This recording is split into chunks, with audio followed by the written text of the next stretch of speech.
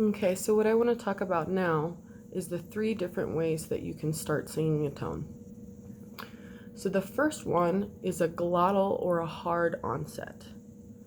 This sounds forced and almost as if there's a pop when you're singing. So ah, ah, ah. The next one is called aspirate, or it's also called a soft onset. This is really a breathy attack when you're breathing. An onset can also be called an attack. So this would be like you're putting an H before your sound. So ha, ha, ha. So then there is the perfect merriment between the two, which is called a balanced onset. So you're coordinating your breath and your vocal folds to have a balanced sound. A balanced onset is going to sound like ah, not ha of an aspirate onset, or the forced sound of glottal, which would be ah, ah. So let's talk a little bit about what causes these differences in sound. So first, we've got a glottal onset. In the glottal onset, your vocal folds are starting together. Your air comes up underneath your vocal folds, and it's building up pressure before the vibration and the sound starts. So you're sort of forcing the air up through your vocal folds. Ah, ah, kind of like that. For an aspirate onset, you have almost the opposite.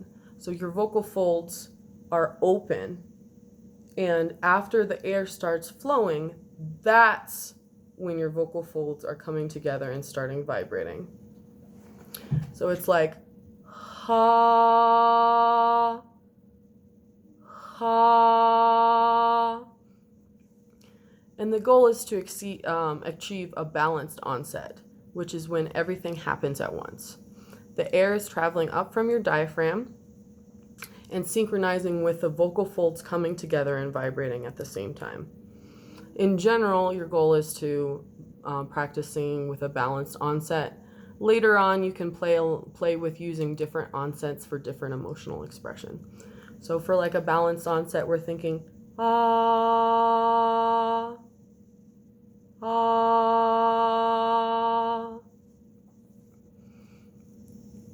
So if you're struggling with a glottal onset, you need to learn to keep the vocal folds apart until it's time for them to come together and engage. So I want to do a little bit of an exercise on ah. So let's do a glottal ah. So that would be ah, ah. And then if you're going to do an aspirate ah, it would be ha, ha. And then balanced, a nice merriment of the two would be ah, ah. So really think about having your throat open until it's time for the vocal folds to engage. So in order to get rid of the habitual glottal start to our sound, we need to practice going all the way to aspirate to recoordinate the muscles. So let's try E, A, Ah, O, U, and you can try those on the different attacks. So let's try those first with an aspirate attack. So E would be he, hey, ha, ho, who. You can kind of tell too that when you're using a glottal attack, it's a lot louder, and that's because you're building up the pressure underneath your vocal folds and kind of forcing them open. And with an airy kind of attack, it's a lot quieter. So for those of you that are struggling with mainly using an aspirate attack, you might want to go and practice the glottal attack a little bit more. So let's go back and do the glottal attack for each one of those vowels. So it's E, A, Ah, O, and U are the sounds. So the first one would be E, A,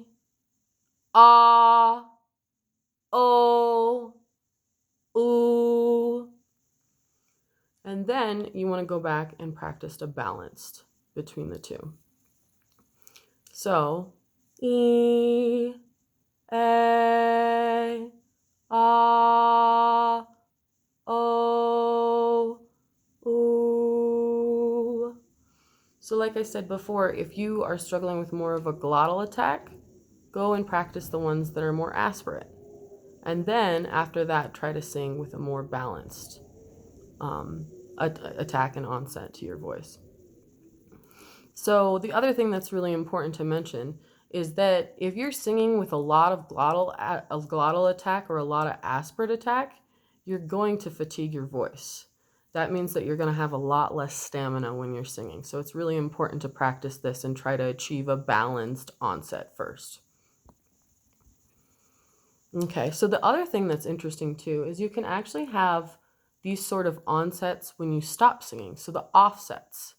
So a glottal offset of your sound tone would be like clipping the end of the sound by slamming your vocal folds together. So that would be ah, ah, ah, ah. So the thing I kind of imagine when I hear this in some of my students singing is sort of like if you were a flautist and you were playing and somebody came and stuck a cork right into the end of your instrument. You're just completely cutting off that sound. So the next exercise that I want to do is to vibrate your lips together. So like a lip trill.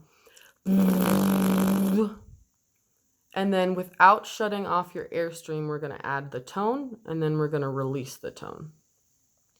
So let's do.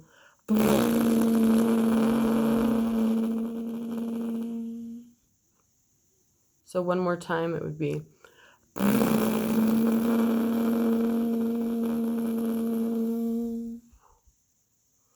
So this is going to ensure that our air continues to flow and that our vocal folds stay apart until the very moment that we want them to come together and create phonation.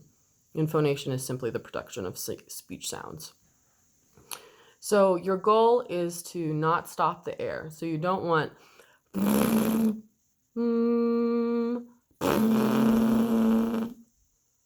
but you want the air to continue to flow when you're doing this exercise. So vibrating the lips, bringing tone in, and then releasing the tone. So again, the exercise is so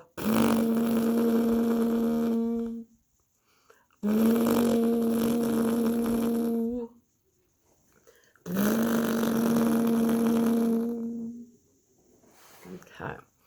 So now I want to do an exercise where you're controlling the onset of the vocal cords. So we're going to put our hands out like this to mimic the movement of our vocal mechanism. So our vocal folds open when you breathe, and when you sing, they close together and vibrate. So we're going to practice a balanced attack by opening and breathing silently and closing right on the moment that we start to sing he. So really notice when you want your sound to start. So you're going to breathe in. He.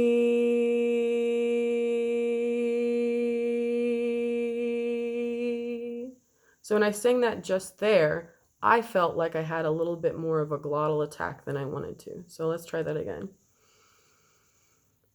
He.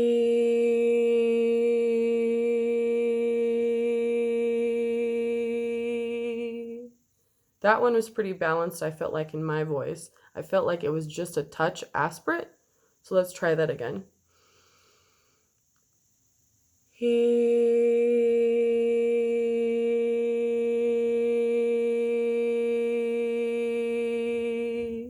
So that last one really felt like it was a balanced onset in my voice.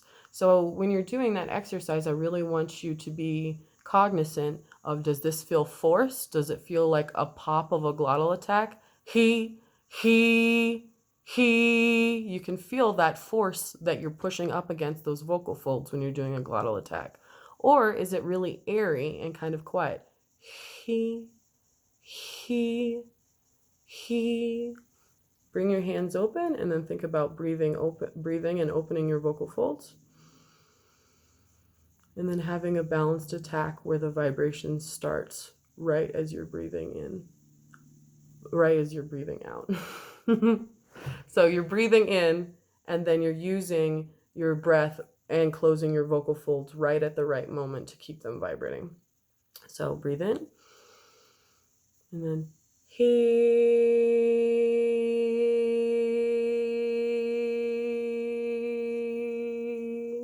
So you want to have complete control of when your vocal folds are opening and closing. And I want you to imagine sort of the very edges of your vocal folds are coming together very gently. So another exercise that we can do to practice our onset and singing is by using this very particular sentence.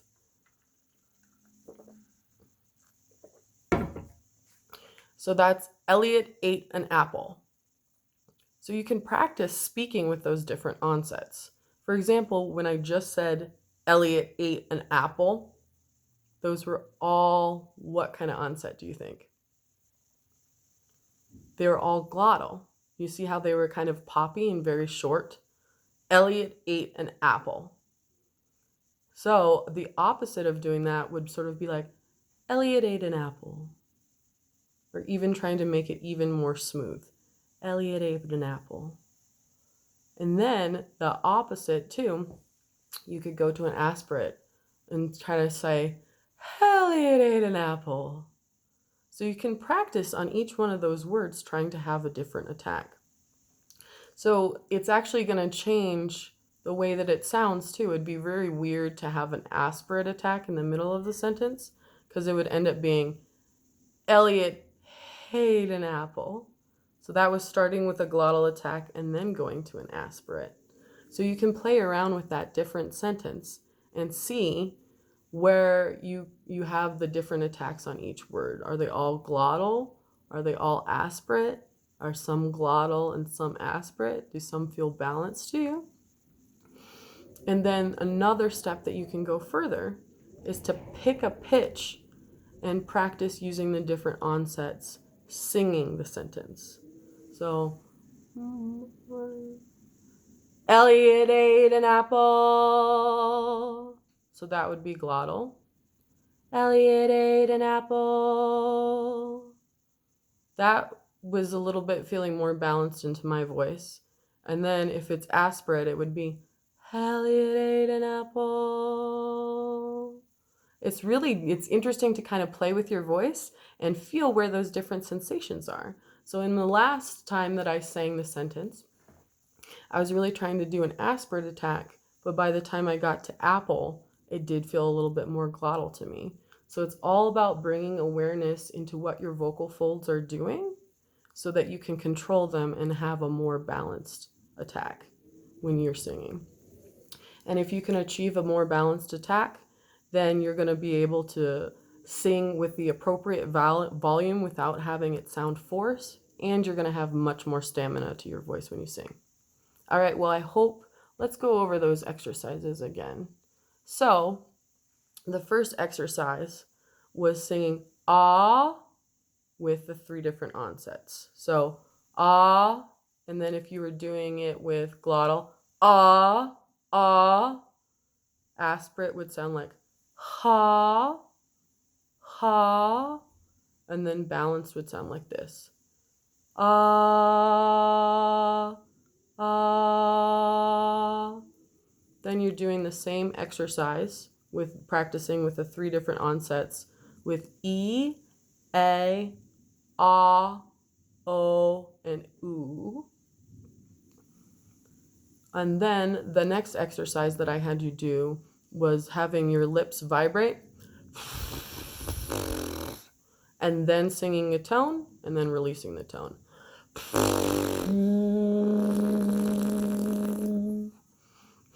I think that some of you know that I don't have the greatest affinity for lip trills, so I find that one kind of tricky, but I think that that one's a really, really good exercise to practice keeping your air flowing and having your vocal folds stay apart until the moment that you want them to sing, which is important for people who have habitual glottal attacks. So again, that one would be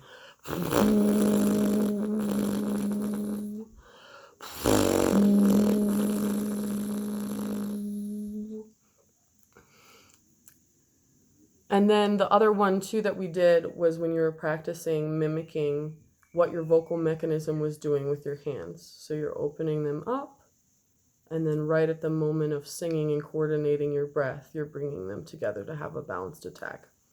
The last one too was just more to like kind of play around and have fun with your voice, which was the Elliot ate an apple sentence. Well, I hope that that is helpful for you. And if you have any questions, please let me know. All right, have a great day.